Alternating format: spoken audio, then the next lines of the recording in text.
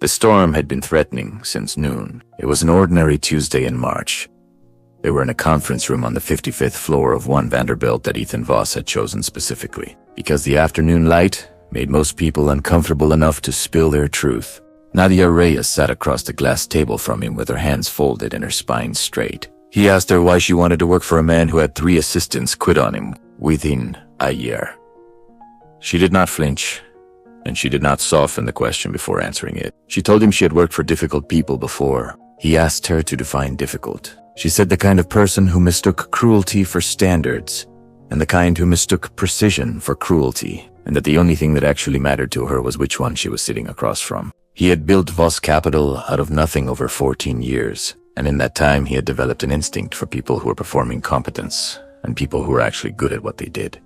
He immediately felt like she was good. Maybe too good. Still, he asked her one more question, about a modeling error in a term sheet he'd left on the table as a test, expecting her to catch it politely. She caught it and told him, without softening it, that whoever had drafted it should not be trusted with decimal points. He had decided to offer her the job before she finished the sentence. But as fate would have it, he would spend the next 14 months being extremely careful not to remember that sentence or the way she said it. There'd been a moment at the end of that first interview when she stood to shake his hand and he had noticed. In the particular clinical way, he noticed things when he was trying not to notice them personally, that she was exactly his height in her heels. She met his eyes without tilting her chin up the way most people did. That her handshake was brief and firm and entirely without the small performative warmth most candidates brought to a first meeting. Walking back to his office, Ethan Voss had convinced himself that this was simply his good hiring instinct at work. It would be several months before he admitted to himself that he had been noticing something else entirely.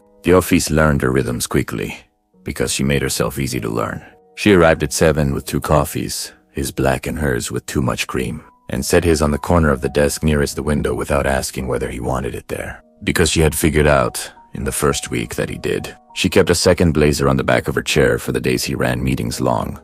Because she had also figured out, faster than anyone else ever had, that he did not notice time passing when a problem interested him. There had been a night in July, a closing that ran until 2 in the morning, when she'd fallen asleep sitting upright in the chair across from his desk with a stack of signature pages still in her lap, and he had stood in the doorway for a full minute deciding whether to wake her. He ultimately decided against it. There had been a trip to Chicago in September, an elevator with 3 other people in it, where her shoulder had pressed against his 4 floors and neither of them had moved away from it, and he had thought about that elevator more times than a rational man should think about 11 seconds of incidental contact.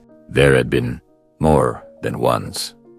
The moment during a contract signing when he held the pen out to her and their fingers came within a half-inch of touching, and neither of them closed the distance, and he had begun to understand that the half-inch had become its own kind of relationship. He wanted the half-inch exactly as it was. Somewhere in the unexamined part of himself, he kept extremely well organized.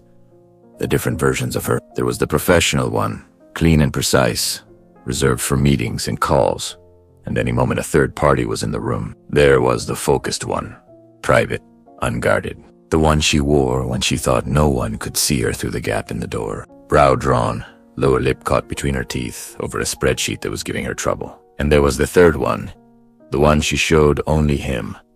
An almost smile that lived in the narrow distance between amusement and something else. He had spent more time thinking about that unfinished smile than he had spent thinking about most acquisitions that had made him considerably richer. None of this was discipline. He understood that now, standing at the window on the day the storm finally arrived, watching lightning fracture over the East River while the thunder came up through the marble and settled somewhere behind his ribs. He had not moved in 4 minutes. He knew this because the Patek Philippe on his wrist had not left his peripheral vision, and counting minutes was the one compulsive habit 14 years of building an empire had never managed to train out of him. The city below was a smear of amber and headlights, Park Avenue swallowed in rain, indifferent to the fact that he had been standing at this window for 4 minutes, not because of the storm, because of the sound Nadia made when she typed.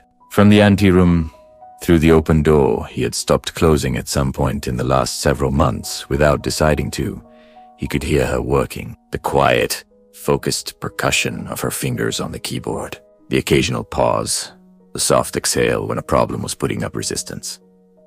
The brief silence before the typing resumed, and he knew, without needing to check, that she'd found her way through it. He was less careful tonight. She appeared in the doorway at 8:15 with a manila folder held against her chest and one shoulder leaned against the frame, the posture of someone who had stopped pretending she needed permission to interrupt him. Her blazer had been on the back of her chair since 6, which he knew because he had stopped noticing things like that approximately never. The sleeves of her white shirt were rolled to the elbow and her hair was up in a loose knot at the nape of her neck that had not been there at 5 o'clock. One strand had worked itself free somewhere in the last 3 hours and lay along her jaw, and he found himself doing the specific, useless math of exactly how long it had probably been there. The Meridian Capital term sheet was on his desk, she told him.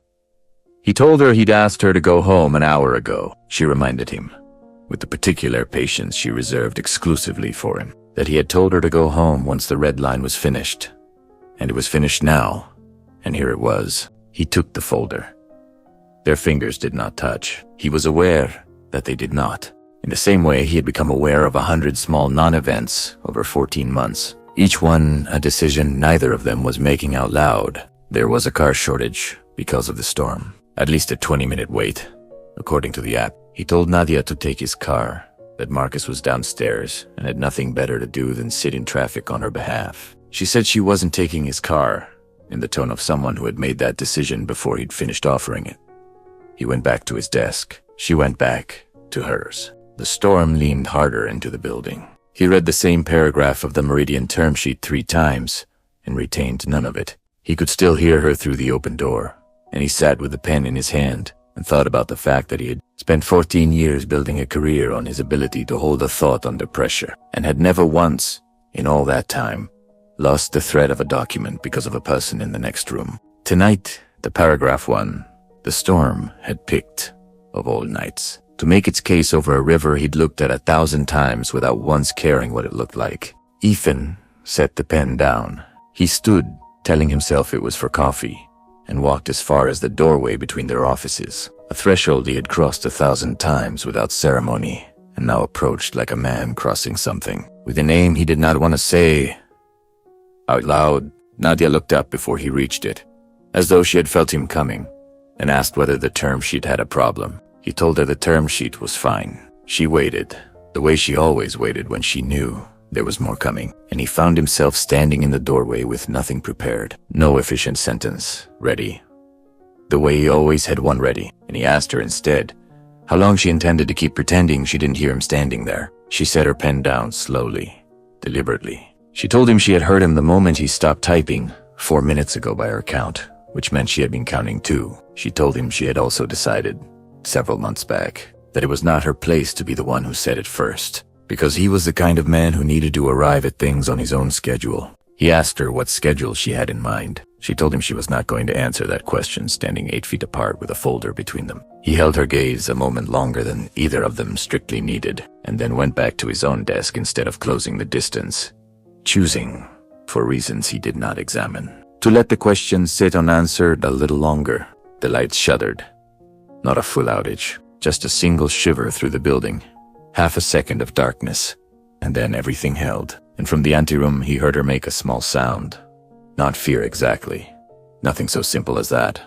Whose surprise? And he was out of his chair before he had authorized himself to stand. He stopped in the doorway before he decided to move at all, and understood, standing there, that he had covered the distance between his desk and hers faster than a man who had spent 14 months telling himself this was ordinary should ever have moved. Nadia was already back to her screen when he reached the frame, one hand pressed flat on the desk as though steadying something that had not actually shaken. She looked up and found him standing there, and for a moment neither of them acknowledged the fact that he had crossed a room at a speed that told the truth about him more clearly than 14 months of half inches ever had. She told him she wasn't afraid of the dark. He told her he hadn't said she was. She looked at him with those dark, level eyes, and the corner of her mouth moved in the particular way.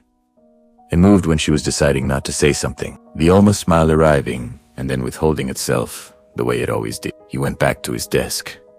She went back to hers. The storm continued its argument with the glass, undeterred by either of them. At 10:50, Ethan heard her chair scrape back. The sound of her heels crossing the marble reached him before she did, and he was already reaching for his jacket before he understood why. She appeared in the hallway with her blazer buttoned and her bag over one shoulder, and he met her at the elevator lobby, where the lighting was harsher and more honest than anything in either of their offices. She asked him, unexpectedly, if he remembered Chicago. He told her he remembered Chicago. She asked which part, and there was something testing in the question. Something that told him she already suspected the answer and wanted to hear whether he would say it out loud. He told her the elevator. She did not look surprised. She told him she had thought about that elevator more than she was willing to admit to a man who signed her paychecks. And he told her the paychecks had nothing to do with anything he was currently thinking. He told her there was a couch in the East Conference room, that if the car wait extended past 11, she should use it. She looked at him for a moment with something shifting quietly behind her eyes and said that was almost considerate of him. He said she shouldn't let it concern her. She said she wouldn't. And there was a warmth underneath the flat delivery that he was fairly certain she hadn't intended him to hear, and that he heard, anyway. They stood in the elevator lobby, and he watched her press the call button with more force than the button required. And he thought about 14 months of being careful and precise and professionally disciplined, and how none of it had amounted to a single thing tonight. The elevator arrived with a soft chime that felt, in the charged quiet of the lobby, unreasonably loud. She stepped in and turned, holding the doors with one hand, and she looked at him with the full, unmanaged version of the expression she usually kept partial. Not the almost smile. Something older than that. She told him she would see him at 7. He told her 7:30, that he had a 7 o'clock meeting. She told him quietly that he had a 7 o'clock that always ended at 7:15. And then he sat in his office for 30 minutes afterward watching the Hudson, doing nothing, thinking about nothing he ever told her he was thinking about. She had never mentioned this before. He didn't know what it cost her to mention it now, only that it had cost something, because her voice had lost the flat composure it usually carried, just for that one sentence, just long enough for him to hear underneath it. He took one step toward the elevator. His hand found the door before hers did, holding it open against its own mechanism, and she looked up at him from inside the car at a distance. The building's architects had clearly not designed with this specific situation in mind. He could smell something faint and warm underneath the cold industrial air of the lobby, something that belonged to her and not to the building. And he thought about 14 months of documents and coffee going cold on her desk, and how he had spent all of it, convincing himself that watching her was different from wanting her, when it had never once been different. Not for a single day. Ethan reached up and tucked the loose strand of hair back from her jaw. His fingers barely grazed her skin. It was nothing, by any reasonable accounting. A half-second of contact, less deliberate than a handshake, and it undid something in both of them that 14 months of half-inches had been holding in place. She went perfectly still. Her eyes held his, and something passed between them that neither of them had a professional vocabulary for. Something that made the elevator lobby, the storm, the entire 55 floors beneath them, recede into a kind of background noise. His hand had not moved. Neither had she. And then the elevator made the small mechanical sound of a machine that had been patient long enough. Doras beginning their slow protest against being held, and he stepped back instead of forward, because some part of him understood that a decision made in a doorway, under a storm, with her breath still catching, was not the decision either of them wanted this to have been. The doors closed. He stood in the empty hallway on the 55th floor of One Vanderbilt, with the storm breathing itself out against the glass and the city spread below him like everything he had ever built. And he understood, with the same clean certainty he applied to every decision that mattered, that the 14 months were over. Whatever came next, they were starting from a different place, and there was no version of tomorrow morning where they went back to the half-inch. He took the stairs. All 55 floors of them. He needed somewhere to put all of it, and his legs seemed like a more honest answer than the elevator he had just watched close on her face, somewhere around the 30th floor. Well past the point where the exercise had stopped being about clearing his head and had become simply about motion. He understood that he was not walking away from anything. He was walking through the fact of it, turn by turn on the concrete landings. And by the 20th floor, he had stopped rehearsing what he would say to her in the morning and had started, instead, simply picturing her face, unguarded. The way it had looked before the doors closed on it. By the time he reached the lobby, his shirt had come untucked, and his legs ached in a way 14 years of gym memberships had not prepared him for. And he stood in the empty marble atrium at 11:30 at night, breathing hard, and laughed, once, at himself, At the absurdity of a man who ran a 9-figure fund taking the stairs like a teenager because an elevator had closed on a woman's face. He thought, too, walking home through streets the storm had scrubbed clean, about what moving first would actually cost. In the practical terms, he understood better than any emotional ones. Voss Capital had a board that met quarterly and asked pointed questions about optics. There was a compliance policy he had drafted himself 3 years earlier, in the aftermath of a scandal at a rival fund. Language about relationships between principals and direct reports that he had written specifically to close a door he had never imagined wanting to open himself. He thought about the Chicago elevator in September, and how he had spent that ride home rehearsing a version of himself who would simply ask her to dinner, and had never once delivered that version out loud, because the policy he'd written had been, on some unexamined level, a wall built specifically to keep himself out. He was done building it. Marcus found him 3 blocks from the apartment, idling at a corner with the hazards on. Having given up on the 20-minute wait and driven the route himself on the theory that his employer would eventually appear along it, he rolled down the window and asked whether the boss had decided the east side needed a new pedestrian. Ethan told him he'd taken the stairs. Marcus asked, which stairs? Ethan told him all of them, and Marcus looked at him for a long moment, taking in the untucked shirt and the soaked hair, and said, quietly, that whatever had happened up on 55, he hoped it had been worth the knees. Ethan did not answer that directly. He got in the car anyway, and Marcus glanced twice in the rearview mirror on the short drive home, at a man he had chauffeured through 4 acquisitions without once seeing him look like this. The 7 o'clock meeting the next morning ran, as it always did, until 7:15. At 7:30, when she should have been at her desk with his coffee already cooling on the corner nearest the window, the anteroom was quiet. He found her in the East Conference room instead, not asleep. Sitting at the long table with her hands wrapped around a cup of coffee she had clearly made herself, watching the storm's aftermath drain off the glass in thin, reluctant rivers. She had not gone home. A understood looking at her, that she had never intended to. She looked up when he came in, and this time there was no composed end-of-day expression to maintain, no professional line to hold. Nothing partial about what crossed her face when she saw him standing in the doorway. It was the third expression, finally allowed to finish itself, and it undid the last of whatever discipline either of them had been performing for 14 months. He did not say, "Good morning." She did not ask about the 7 o'clock. Some conversations did not require the usual opening moves, and this had stopped being an ordinary morning somewhere around the moment his hand found her jaw the night before. He crossed the room and sat down across from her, the way he had 14 months ago in an interview that had never really ended, and asked her, without any of his usual efficiency, whether she had slept at all. She told him no. He told her neither had he. She said that made them even, and there it was. Finally, unguarded and complete.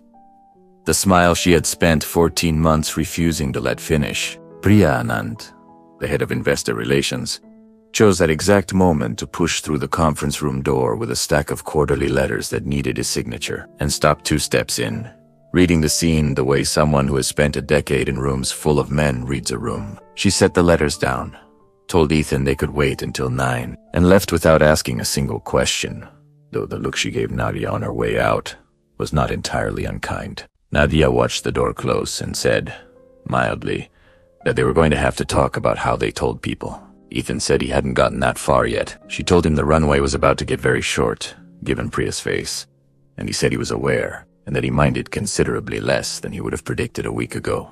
Ask there then, the question he had never let himself ask across 14 months of half-inches, which was simply what she wanted, in plain terms. Without the architecture of professional distance, either of them had built the question inside of 4 so long. She was quiet for a moment, turning the coffee cup slowly on the table, and told him she had wanted, for longer than she was entirely comfortable admitting, for him to stop being careful. Not reckless. Just not careful.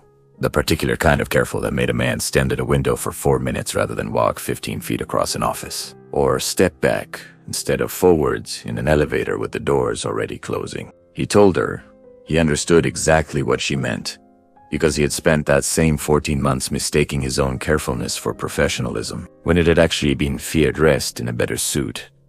She asked him what he was afraid of. He told her, honestly, that he had built an entire company by refusing to let anything matter more than the decision in front of him, and that somewhere in the last year she had become the first thing that mattered more, and that this had frightened him considerably more than any market downturn ever had. There was a policy, he told her, one he had written himself, about exactly this.